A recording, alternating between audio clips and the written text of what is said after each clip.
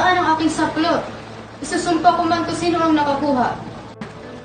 Ako ay si Maria Blanca, isang prinsesa mula sa Reino de los Cristales, si Haring Salerno, aking ama, at si Don Juan ang aking kapalaran. Bukod dito, ako ay kinikilala dahil sa aking labis na kagandahan at talino. Ako rin ay nagtataglay ng mahiwagang kapangyarihan Mahika Blanca. Isang araw, habang ako ay naliligo, hindi ko inaasaang masasabik ako sa prinsipeng nag-aalaw ng aking kasuotan, si Don Juan.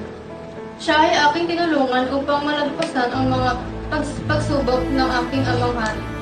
Noong aking malaman na si Don Juan at Doña Leonora ay may kasal, ako ay nagalit. Pumorma ako ng damit at pumasok sa kasal na walang imbitasyon. Bilang regalo sa magkakasal, ako ay nagpalabas sa dalawang ito ng dulat. Ang negrito bilang si Don Juan at ang negrito bilang ako.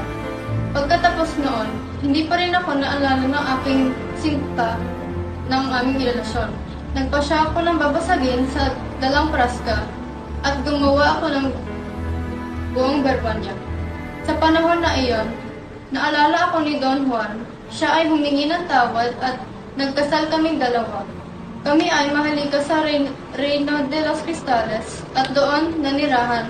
Ako ay nagtatangi sa iba dahil handa akong paglabanan ng aming relasyon at ang aming pagmamahal. Kahit sino man ang kalaban, bukod doon, ako ay matapang at makapangyarihan. Kaya't handa ako ng anumang patlabanan.